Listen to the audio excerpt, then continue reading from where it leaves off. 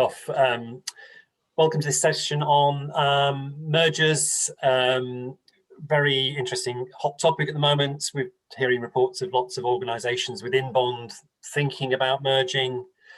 And Chris and Caroline from MZN are here to talk to us about how to merge and what the when to merge. I think is perhaps the key issue. But we're delighted to have Chris and Caroline from MZN here again talking to us. Usual rules apply. We'll be recording the session, so it's available later. If you have any questions, we may take some of them during the presentations, but there'll be plenty of time afterwards to make your points. Please put your questions in the Q&A box at the bottom rather than the chat box. But really delighted to have Chris and Caroline here. So off you go, Chris, and we'll catch up later with some questions. Perfect. Thank you so much, Mike. And I'm looking forward to the conversation afterwards. I'm facing some technical difficulties today. So my colleague Caroline kindly volunteered to share the slides. Caroline, can you get us going? Kicking off. It works. Sorry. There we go. Great. And Caroline and I are just hoping to do the usual format of talking very briefly, very pragmatically about our experience with nonprofit mergers, why, how, what not to do, and the lessons we've learned from it. And then usually, for me at least, the value of our gatherings here today are usually in the form of discussion afterwards. Let's kick it off right away. My name is Chris. For my sins, I set up and I keep running MZN International, mostly to do around process optimization, strategic matters and strategy for organizations in development and humanitarian aid. I'll let my colleague Caroline introduce herself. Caroline joined us last year. I'm very pleased with that. Hi, I'm Caroline Gemulia, and I work with MZN also on issues of organizational development, funding, sustainability. So, Great. Thank you so much, Caroline. And our talking points today are very quickly summarized as we want to have a quick overview, a clarification of what we actually mean by merger, what we think makes it success, what makes it fail, and then some final takeaways that lead us into a conversation with your experience, maybe. Good. Let's set off. The overview.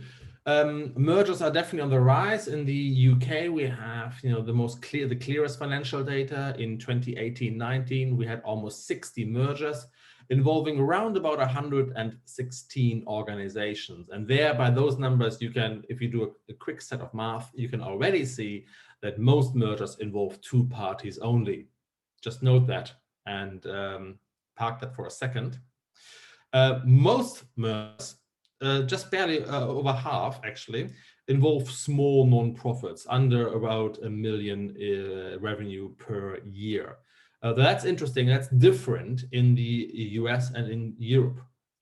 In the US, we had 112 mergers involving around 280 organizations. So please notice that ratio going up. There are slightly more mergers than in the UK involving more than 2 organizations. That, however, is early reporting because the financial results for most organizations aren't in until June, but those are the ones that have been reported against for the same time period earlier.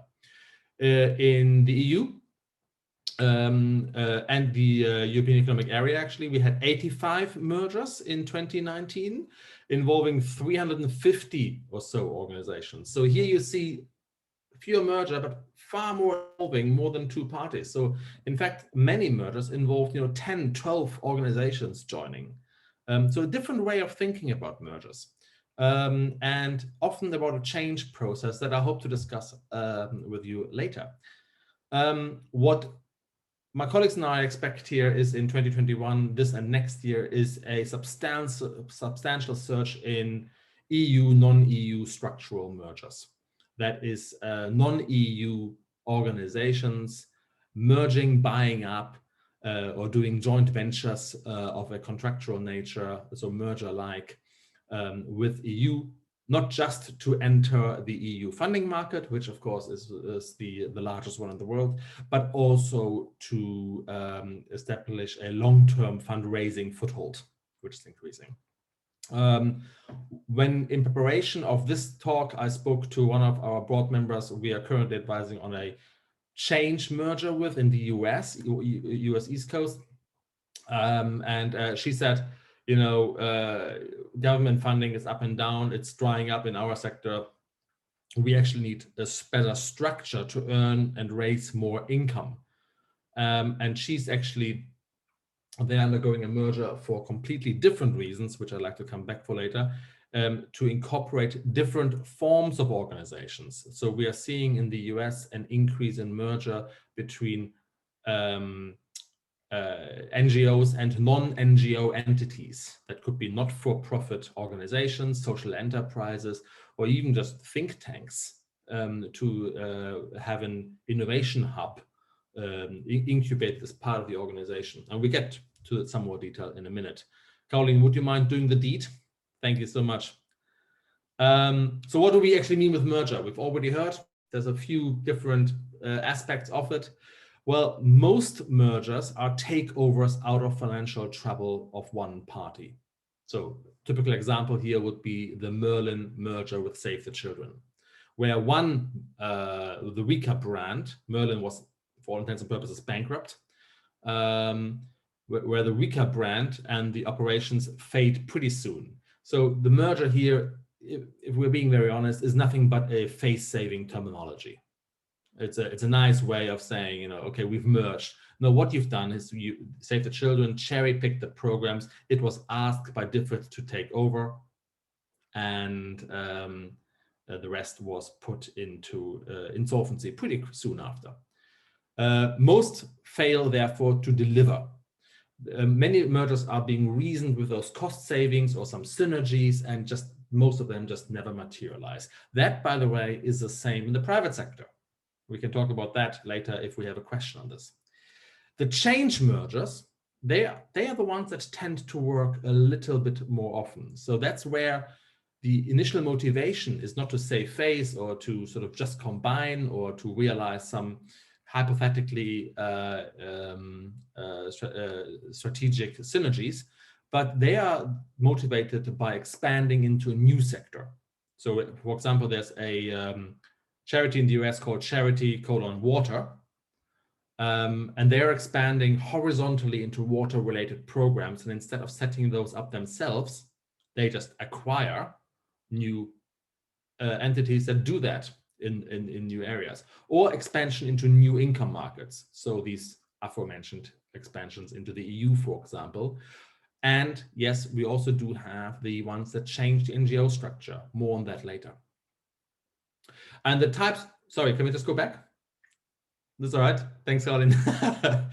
And the types of mergers that we see are therefore these 7 or 6 that are noted on the right-hand side in this blue to green little graphic. We have these merge of equals. In my experience, they often fail to generate the synergies we want. We have the new structure mergers that I'd like to talk about in a second, a bit more. In Europe, we have in particular the merger of many, where a lot of small organizations are coming together and say, we are duplicating governance, fundraising, back office operations. Let's get together. So we see these in Europe a lot, where 20 organizations, each one with revenue less than $1 million, come together and form a good merger. They have their own devilish details to do, but they happen predominantly here in Europe at the moment, in 19 at least.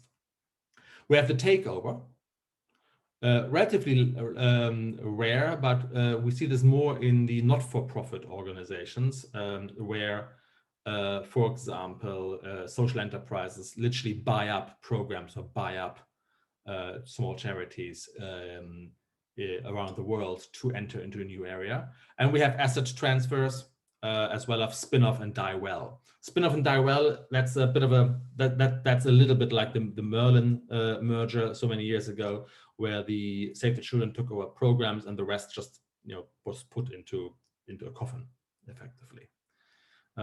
It's preferable to just going die not well. Now we can progress. Thank you so much, Caroline. I'm sorry you have to do this. My technical problems here. So what makes a good success? What absolutely must be clear before we, even begin announcing anything is that there must be a clarity on this 1 + 1 = 3 methodology or rationale. What can we, and the answer that must be there, if you're proposing a merger or an acquisition, with, or you often it's also an acquisition and only in terms in a merger, again, for terminology. The answer we must really answer clearly, the answer is, what can we only do together? And it's not actually rocket science. We can simply project with reasonable assumptions to say, well, how long would it take for us to do this alone, to build this capacity or to expand this area or to reduce our costs here? And what would it cost and how much time would it take if we merge? And whatever is the better way, do it. So this needn't be a super complicated rocket engineering process, but it's a calculation with however many reasonable assumptions you need to make that needs to happen and be very clear on. In our experience, with Caroline and my colleague Joe as well, we have two preconditions for those synergies to materialize. Number one, there must be very clear leadership to overcome this cultural and strategic mesh and mess, I call it.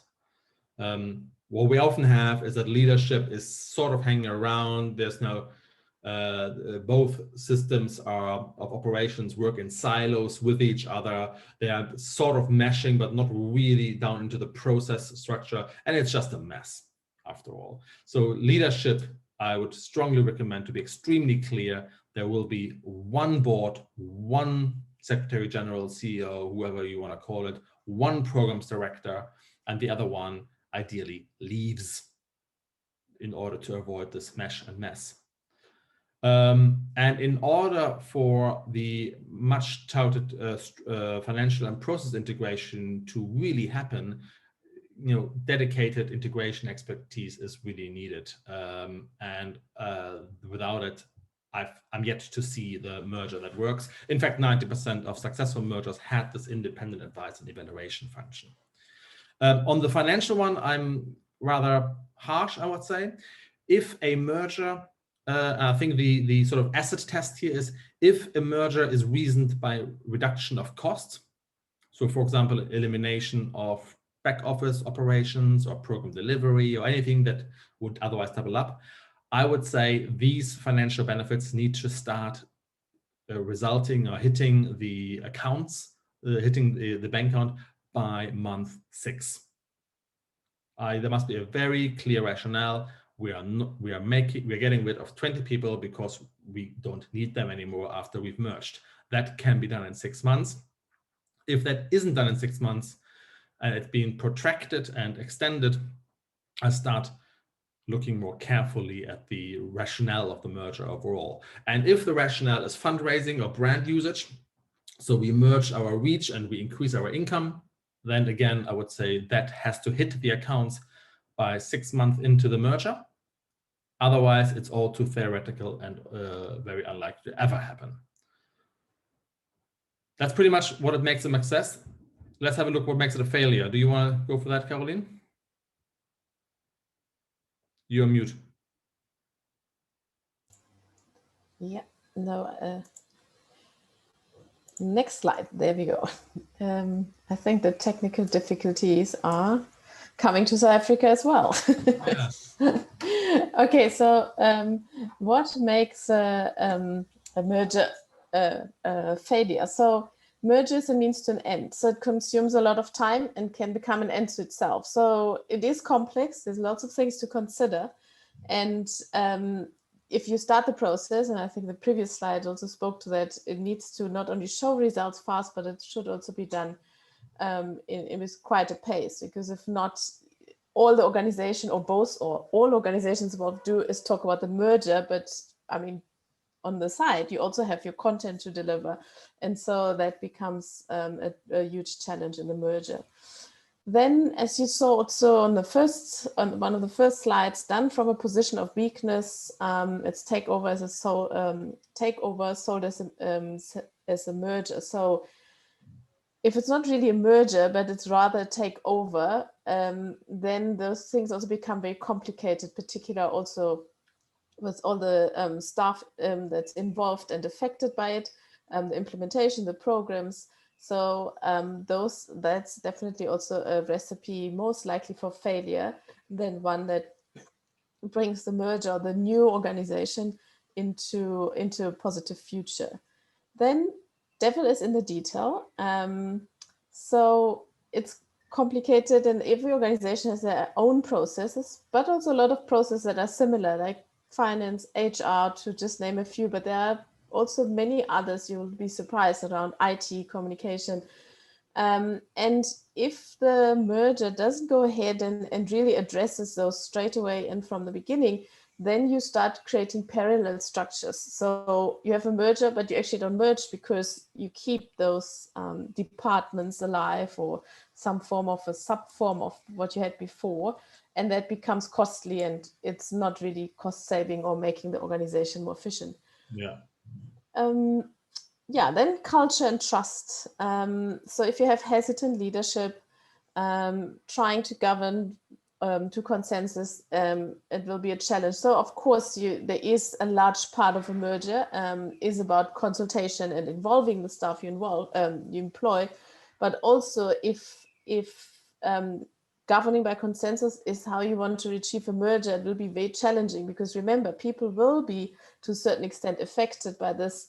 By a merger, most likely, and it will become very difficult to then follow through. And just the word hesitant is not a good adjective for doing a merger.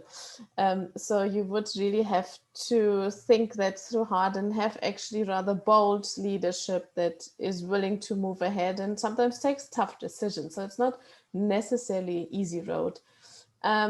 And that speaks also to the last point. Mergers naturally induce fear into a system. So, I mean, just if you mention the word merger in your next staff meeting, people will say, oh, I'm going to lose my job. And so it's a natural reaction. In particular, people that are not involved in leadership positions, I think. Maybe also people in leadership, but more likely people that are not, don't have access to all the information. And fear then, yeah, if fear takes over process and decision making, then there is no clarity, and it goes back to actually the point before. Then there might be hesitant leadership, or leadership that's then also fearful of what is going to happen with staff and so on. So fear is really not a good recipe. So it means really good preparation and being clear of what you want to achieve. Can I just add to that, Caroline? Of course. I think you got a good point there. And I wanted to induce the first one. There is also a fear in leadership. And I think one of the best conversations I ever had about mergers is that with a UK board member leader. He said, basically, a merger is a bit like a root canal treatment. You want to plan it well and you want to execute it quick. And you want to get in and out. Otherwise, the swelling will be substantial. I think that's a really good analogy, if a little of a painful one. It's shouldn't become a means to an end, because it consumes a lot of time, and B, those fear-based reactions come with insecurity, and if people, not just within the organization, but also externally, know this is what we'll do, this is how many people will leave, this is how parallel structures will no longer exist, and get that done after a lot of planning within 30 days, and say, and from here on now, we are viable, and we are making these savings, and we're working, changing these processes, then you can deal with that fear that is being induced a lot better, like on a root canal treatment, in, out, fast. Having said that, take your time planning it. Thanks, Chris. Yeah, I think that is a good analogy. So yeah, and also the last one, take your time planning it. So unlike probably many other things, you'll spend much more time planning it and much more into detail than maybe many other management decisions or processes that you embark on. But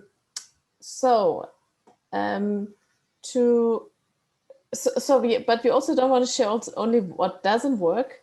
We also want to share with you how to get it done or what could be a good merger. So M&A is a good tool to expand reach, income sources, and eliminate structures in the sector. So that means mergers can actually can be a really good tool, particularly done, as you said before, out of strength and out of growth, than rather doing it out of because the one partner is the weaker one or there's no funding left. But it's really about growth, reach, strategic expansion, maybe new areas that emerge globally, where you can join forces and really complement each other as partners or various partners. So those ones can be really a success story. So then obviously the post-Brexit merger search. So it's a good way to still access EU funding. So if you are still in the EU and if you in the UK, then you might want to find a partner that's still in the EU. And yeah, that could help to overcome new startup problems and working together and leveraging off the different positions. Focus on the money. Savings and income needs to materialize within a few months. So Chris made the point earlier, if you're not clear, and that still is already part of your planning, if you're not clear that you will really save money or that it will make you more efficient and effective in what you do, then you shouldn't embark on a process that's quite complex. So that's something to really consider, the planning, also the money, the financial forecast, and some ways to really forecast in the future when and will we actually really save a significant amount of money if we get into this, get it done. So a protected merger with lots of follow-up restructures erodes buy-in and confidence. So again, it's the root canal analogy. Do it quickly and fast. If not, it will pain and hurt, and you might need a lot of follow-up treatment. And so it's really about doing it quickly with good planning, but then rather executing. And just to clarify something, when we say you shouldn't act out of fear, it doesn't mean that you might not make a mistake along the way, but it's about being decisive and it's about clear communication and moving ahead. So that's a key point to make. But if you start acting out of insecurity, you have the 5 staff members knocking on your door and saying, will I lose my job? And, it becomes all about those things. Then, you might become insecure as a leader and say, oh, I can't do this. And you start to, maybe divert from certain plans. So the idea is really to have a clear plan, move ahead. And if you make mistakes, of course, have room for corrective action to say, but acting out of fear also prolongs things. And then the last point is consider the people affected. So if you're it's part of your planning process. So if you're clear that, for example, part of your merger is to save money and to bring certain, for example, operational points like finance, HR, maybe together, it will mean ultimately that people will have to go. And obviously we don't like to use the word being retrenched. So and there are many other ways of course, starting that conversation than, pure retrenchment. But it's really part of your planning process. Think about the people upfront, think about packages, think about retirement, maybe think about where are there other opportunities for people to get into, so that you can, because that's one of the biggest stumbling blocks when you do mergers, is of course the part of people losing jobs, which is completely justified because no one wants to lose their job because of a merger or if something happening, but we still need to think about how to work efficiently, effectively. Caroline, I think that's a really good point. If I may just complement that with 2 points on the first and the last one. I think we are still talking about mergers as a sort of taboo subject in the sector. And the vast majority of ones are sort of saying, okay, we will only merge if we absolutely have no other alternative, as if the survival of the NGO is the best way to serve our beneficiaries. That is not necessarily always true. Also, let's bear in mind, most NGOs fail to scale. So they fail to serve, they have a valid mission, they have a decent enough or a okay enough donor base, but they're just not reaching enough people or not enough countries. And mergers and acquisitions is actually a good tool to expand reach. So it doesn't always have to come from this extraordinary circumstances set. It could be just a tool like, okay, we need to get together, we need to acquire, we need to join in as many in order to get higher up on the agenda on the main advocacy platforms, or to implement more programs in more countries, etc., etc. That, I think, is a much better place to start a merger acquisition talk from. In fact, I know a couple of organizations, they have a permanent acquisition manager. They are doing nothing else but scanning out other organizations to say, who should we add to our network? Network being the kind term for acquisition. And then finally, on the last point, consider the people affected. Bear in mind that the people affected aren't just staff members who might lose their job. They're also office holders who have worked for many years to gain a board seat or to become a trustee. And some of them are extremely entrenched into keeping the NGO going, or keeping or not merging, or getting a seat on the new NGO. And we've seen two problems there. Number one, they are ostensibly in support, but throwing a lot of sand into the workings of the merger. Or secondly, they demand a board seat on the new organization, and so the board suddenly doubles up. Well, that makes board meetings or be it board meetings or executive management meetings impossible to actually be as decisive as you need them to be done in a root canal treatment situation. So the decision must be very clear. My recommendation number one, if you take anything away from this, is we're merging. No, we are not extending executive management. No, we are not extending the board. Unless you have a celebrity on the board you absolutely want to keep, fine. We have that situation as well. Chris, I was just going to make the point that although confidentiality is obviously a part of mergers, it certainly in the UK, merging is such a taboo subject. So when we thought about doing it at Bond, how do we sort of bring people together? How do we change their names? It's face to face? Is it in a dark room? There's a sort of, and I think that goes to explaining why there's so few mergers happening in the UK. I think it's such a, I'm going to ask you about that later, but I think, when Bonds thought about how do we do this, we thought, well, gosh, it's a shameful subject to be seen to be wanting to merge. And I think that's partly because all mergers take place in a negative context, so that if you're wanting to merge, you're seen as being as failing somehow. I think that's the sort of the mentality of it. Yeah, but interestingly enough, the mentality here in sort of Belgium, Netherlands, France, Germany is very different. It's just a tool to expand, or it's just we are stronger together. Let's just do this, And their mentality is theirs as well, is that the leadership will get together and say, well, one of us will go and do new things. And there's even a gentleman's agreement. It's usually the older party, basically. It's almost culturally more accepted. In the US, as I said, they're acquisition managers.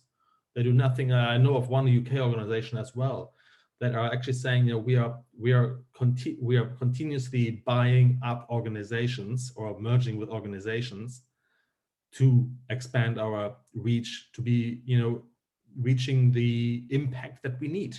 And I think that's a much better way to start from. If you are in a financially troubled situation that you can't guarantee your own sustainability, well, it's a bit like going to the bank when you're broke. You're not going to get the best loan. And I think that's pretty much it in terms of these slides. I'd love to, go over to the questions and answers. Or maybe we can dip into any examples and lessons learned with that.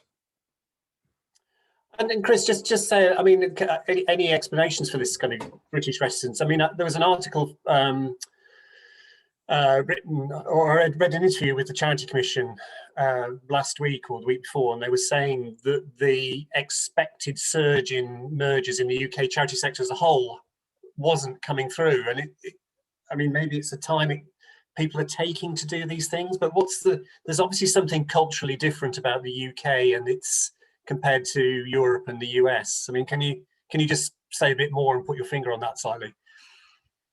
I'm not an anthropologist. I lived in the UK for a good 12 years of my life, and I'm now back in Germany and normally traveling. I don't know is the answer. I think I could guess it has to do, first of all, with the fact that the power structures in many organizations are such that we will only consider losing our identity when we absolutely have to. And that is a bit of a shame, because imagine the impact that you leave on the road over years of operating by yourself, when you could have joined with a like-minded and similar size organization and say, we are just better together, basically. That could be the one. The other thing is, I could imagine, is personal egos. Letting an NGO identity fall aside under the appointment of whatever chairman is not a great legacy. It's something you always have to justify. Whereas, I mean, I've seen merger conversations, where the conversation about which logo shall we adopt was substantially longer than what shall we actually do together. And you can't think like, thinking you may have gotten your priorities wrong. Yeah, and I think that's good. And Penny, thanks for that contribution. It's a really good point here from Penny Lawrence. She says, isn't it important to put the power dynamics on the table to overcome the taboo? Oh, right. We always shy away from talking openly about the power, and it gets in our way in so many things. I think that's so many ways, sorry. I think that's spot on. The other part is trust. We haven't specifically talked about this, but it's associated to this question that Penny just mentioned. I just read it. There's two ways of building trust, and we're just going to have to be very clear on this for a merger acquisition. Number one is you've known each other for a long time, and you've been sort of flying in formation, and you realize, it's better to actually not fly in formation, but to dock, basically. That's a merger of equal. Or due diligence.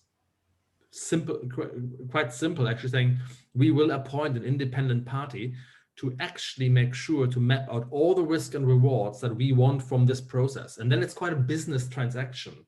And that unemotional execution of a business transaction, in that language, is less exciting, but more trust-inspiring. I mean, another point that we also haven't really made in the presentation, but I think that's also very much linked to NGOs or also INGOs, is the issue of you own, of course, your model of delivery, or many do. And it's not, in a business, it's also like that, but businesses are driven, of course, by revenue, and, then you can quickly make the argument we're not having an income. But with an NGO, often there is also kind of an emotional attachment, especially if the organization is still very much driven by its founders, or it's kind of a very traditional organization.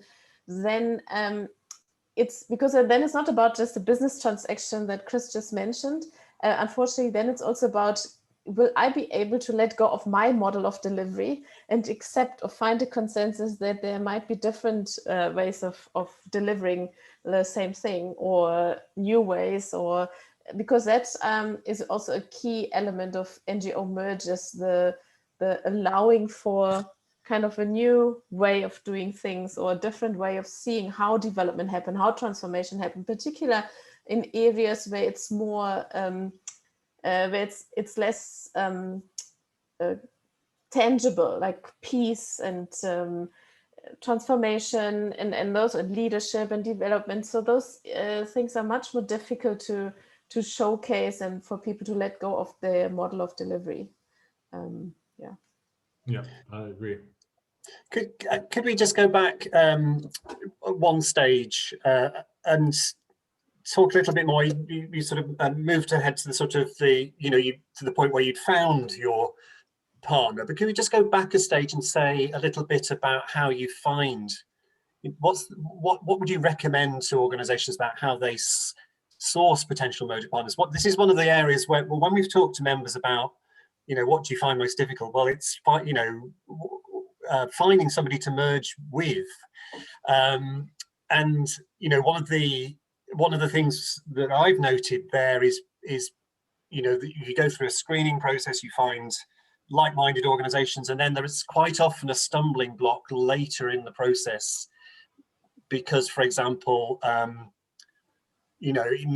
both organizations need to be faith-based and in the same faith, and they may work in the same countries on the same issues, but actually one of them's a faith-based organization, one of them's not, and that's when these sort of what appear to be micro details lead to the whole thing falling apart. What would you say is the best approach to finding an organization to merge with? It's a really, really good question, and one that a couple of sort of people known to us or connected to MZN have actually emailed us about in the last few months as well. Unfortunately, there is no NGO dating service out there. I'm yet to find this, but in the private sector, there's an entire industry that concerns itself with mergers and acquisition and prospecting and finding prospects, etc. So we don't have that in the sector. I reckon the way I know that mergers happened always is in two ways. Leaders, be it on the board or be in executive management, get together and in some semi-social situation and approach others saying, is this something you would be interested in talking about? And this needn't be more complicated than that. If the assumption is no, absolutely not, then leave it. If the assumption is, yeah, let's talk about it, then I would strongly recommend setting up a very clear process and agreeing the criteria to say, this is when we say yay or nay. And again, that process has to be very streamlined. Appoint an independent party. This needn't be MZN, a lawyer, or even just a individual consultant who says, we will guide and manage these conversations. And confidentiality, if you don't want to share it with the potential equal partner or the to be acquired partner, share it with me and I will keep the confidentiality here. And I say, yeah, this is what it would be like. That process has to be timelined. Otherwise, these conversations can go on forever and never really get anywhere. So if I guess it's a bit like buying a house. If your offer of talking isn't accepted in 30 days, it's never going to be.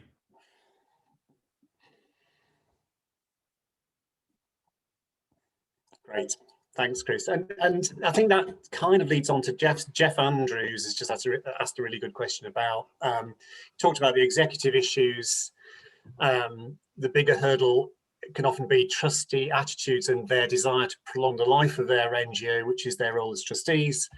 How does the executive, which sees the value of merger, convince the trustees? And again, when we've done some bit of research, the two issues that were most problematic for bond members in terms of merging were A, finding the right partner, and B, the attitude of trustees. So tell us about trustees and how you bring them to the table to consider a merger. Yeah, I mean, Caroline, you've got the experience there as well. But again, on the partner question, identify the person, approach them, the organization, approach them directly, and immediately appoint an external mediator. That is really a key importance. And on the trustee, that mediator or that independent advisor, I would expect from her or him to set up a process in which topic is being discussed, and pretty early on, the decision has to be which board is leaving. That can be a stumbling block, but if you have that stumbling block, there's no reason why you shouldn't manage that stumbling block within the first 45 days of even conversations coming out. And Caroline, I know you've got some experience there, but my experience was when these things come out 90 days into the published talks, that really induces a lot of fear and uncertainty, right? Yeah, absolutely, Chris. So, and I mean, I think board members are, board members are for different reasons, board members, in particular also of NGOs. And I mean, they, of course, also it depends on the size of the organization you're on the board. But I mean, ideally, you should have one or two trustees that maybe through the executive management you could get on the side of accepting the merger or actually being excited about it. So when you have the right at the beginning, startup, and it completely depends on your relationship, but if there is one or two board members that you can actually talk to and that, kind of very reasonable and say, yeah, of course, we're part of the process, and that's always, of course, a big plus. And so that's maybe part also of your planning to invest a bit of time in that and see who you can get on your side. I mean, ideally, or a nice way of designing the new board could also be to really say, look, we designing a completely new board, which doesn't mean you shouldn't take on obviously experience that has been on the board. So it doesn't have to be all new board members, bring some of the old ones on. But it's almost kind of a fresh start. And you could take one or two from the both old boards and get fresh blood in. And so, because you're also selling this, or ideally selling this as we're going to be a new entity, it's kind of an exciting future ahead. And if you can sell it like that and set it up like that, also with the board, I think that's always very helpful. And can I just say, related to that, Mike, and possibly we are kind of discussing mergers as if the two organizations need to merge. And that is the extreme form of merger. There's many other forms. You can decide to acquire their program portfolio, but not the identity. That's a whole different language around it. And it's like, okay, the programs are transferring from this organization to this organization. Or you can say we are both dissolving and we're forming an entirely new organization. You can also say only these member countries or these program countries or these fundraising functions are joining together. Or we are forming a joint venture because there's actually only 2 or 3 things we want to do together. And the way you frame it is incredibly important. If you are saying, look, we are just transferring, for example, certain programs, or we're just acquiring certain program portfolios over to the acquiring party, then the whole conversation about trustees is already over. Well, done. Yeah. And do you see that happening often, Chris? I mean, how that sort of falling? I mean, there's quite a few questions coming through the chat about the sort of steps short of a merger. Do you see those happening? Those steps happening often where programs move over? Yeah, let me share an ongoing merger of many here in Europe right now. There's an organization, sort of a network of organizations of over 12 medium to larger medium-sized organizations that are saying basically the world is changing, we need to get together, and we can't live in this for various reasons. But one of them saying we live in a poly market, and it needs to be fewer because basically people are confused whom to donate money to. They've gone an interesting route. They basically said, dear advisor, could you please scan all 12 organizations and tell us what are the jewels we want to keep? And so there's, for example, one organization whose fundraising team is particularly digital, particularly well advanced. So rather than merging them, we are preparing that fundraising team to take on the other brands, to take on the other fundraising duties. All other fundraising teams will be dissolved by the end of the year. the programs management team of another organization is particularly well established. So they are preparing to take on program management in what will be the merged organization. So we're basically cherry picking the tastiest part of the pie and baking a smaller pie. That is a different approach to mergers. And of course, the conversation about who leads the organization, what trustee boards, etc., are already done by that stage, because none of the trustees will get a seat on the new board. Zero. They'll be all completely brand new. And that is a better way of managing it. But even that said, that merger of a many takes about 11 months to execute. I'm taking August out. That is the execution period. Before that, there was 6 months of quiet talks we are doing this. And eventually, a smaller number of organizations said, okay, we are doing this, we're forming this, and who else wants to jump on? And indeed, 2 or 3 have decided to do so. So there's this magnet function. But for a relatively complicated process like that, it's only taking 12 months. And that is the intention. It's very intense, it's full time, but it's again with that root canal treatment, saying we're doing this fast. No, by Christmas this will be all very different, and this is the hard deadline. We will not move this. In fact, we've publicly committed not to do so. Okay, I've got a question here from Mike Podmore. Can you say a bit more about who takes on the leadership of the new organisation, and how do you ensure you have a merged identity and culture? It seems likely that will be a worry that whichever ED takes over will make their old organisation's culture and approach the dominant one. Yeah, I've been in one where that happened. Caroline, do you want to talk to that? Yeah, sure. That of course can happen. You're absolutely right. If it's a merger of the kind where that sounds actually more a bit like a takeover than a merger. But so often it's actually not about which ED is going to stay and which one's going to go. The idea is really to have talks. What type of organization do we want to see after the merger? And then to decide on the best leadership, and maybe none of the EDs should stay. As Chris said earlier, often if it's a kind of a very positive merger in kind of a gentleman agreement, you would the older one goes, but it's obviously not a given. But the idea would be, again, if a merger is done out of a positive place to really advance the organization. So then it's not the one stays and the one goes, because and also then it's not so easy to just make the organization continue because the one ED stays and runs the organization as he or she did before. But the idea is that then processes and things are also so different that it can't just be the same as it was before. Agreed. Another question here about merging networks. Do you have any experience or knowledge of networks that have joined together? I'm gonna be honest, I don't have an experience in that, Mike, in case you're considering that.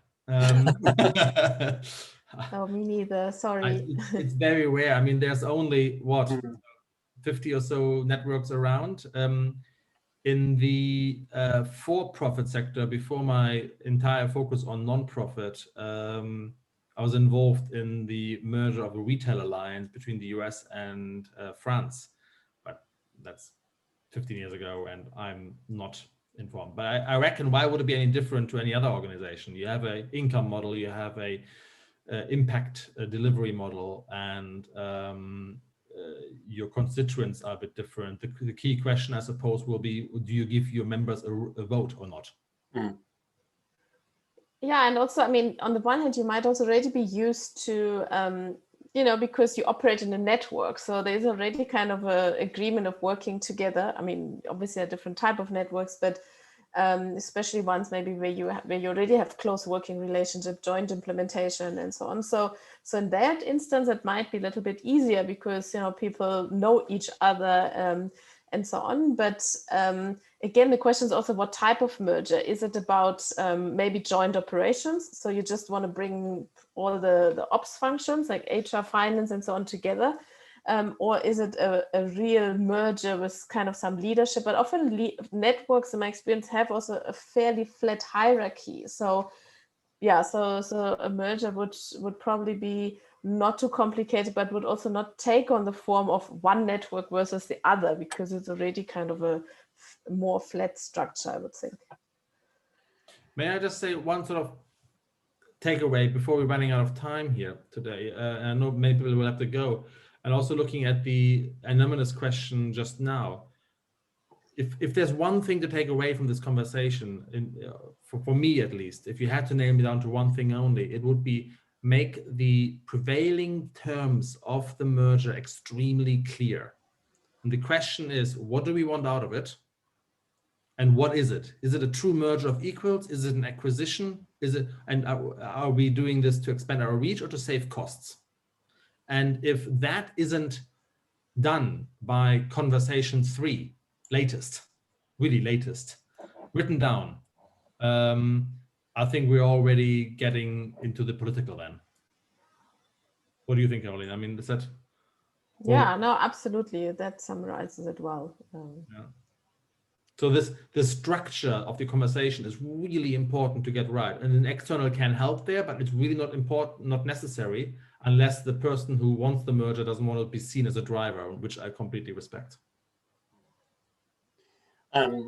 Just to ground this in a concrete way so that people have got examples of where you've seen successful mergers. Got a question from Anita about what you think of as good mergers. I've got a couple from the bonds network, which I'd just throw in. One is, and people you can talk to, I'm sure. Sendercow, Paul Stewart, the chief exec there, merged with the Emerge Poverty Free. They went out on a specific acquisitions approach. Emerge Poverty Free was doing fine. It wasn't a sort of merger of a successful organization with a failing organization. It was about reach. The other one I'd cite is United Purpose. Catherine Llewellyn's the chief exec there. They've merged with several organizations. They've taken on there was an Olympic legacy NGO, and that extended their reach into sport and development. They've taken on others as well, each of which have sort of complemented their speciality areas. I'm sure Catherine would be more than happy to talk to you about that. But Chris and Caroline, do you have any sort of favorite mergers? Well, I mean, one thing I was involved in 2018 was the reinstation of FHI 360 in the US. They've and just to use a different example than to the mergers of equals, FHI merged with an organization and changed its organizational principle from that of a charity to a not-for-profit. And they've acquired very specific capacities, particularly in digital health, for example, and a couple of one commercial and one non-profit organization in countries where they really wanted to but weren't in earlier. So they bluntly said, what we want, dear NGO, we don't want you, we want your programs, and you can live much better and here. And to the commercial organization, they made an offer. Say, here, what do you want for your shares? So that was also a merger, but they merged successfully as the driving party because of out of strength, and because it gave them that operational and the strategic footprint that they needed. That's just a different example. And what made them a success again is because they were leading the pen. They drafted the contracts. In a merger of equals, you don't have that. Therefore, the external comes in very importantly. Yeah, I have an example from a local NGO here in South Africa. So it's a much smaller merger, but I thought that process was really interesting because it's a NGO that the one is a bit bigger, and you could say could acted maybe out of the position of strength. The other one was fading a bit, had a bit of leadership issues. So it was a bit of a leadership vacuum. But then what they decided to do, it was really interesting, they kept both brands. So it wasn't actually a real merger in a sense. But the kind of weaker NGO became more a program, or kind of became part of the other organization, even though they kept their organizational identity, they kept their logo. And then they did join the ops functions like finance, HR, and so on. And that was done fairly successfully. But again, I think in that instance was the leadership. It was the right time for both organizations to do that. So that helped the process along a lot. Yeah. Great. I think there we must bring this session to an end. Thanks so much to Chris and Caroline, and thanks to all the participants. Really, some really great questions. I think this is something that Bonn needs to sort of take forward in terms of that kind of brokering role. Really, it'd be good to get Chris and Caroline back in some form to maybe go into some of that in a bit more detail. But really, thanks to both of you. Thanks to participants. We'll be running more sessions shortly, and any questions, do get in touch, and we'll try and answer them later on. But thanks in the meantime to Chris and Caroline. Mike for facilitating, and Lena for organizing, and Caroline, thanks for joining again. Yeah. Thank Thanks, you. guys. Bye. Okay. Good morning, everybody. Bye. Bye. Bye. Hey, coffee.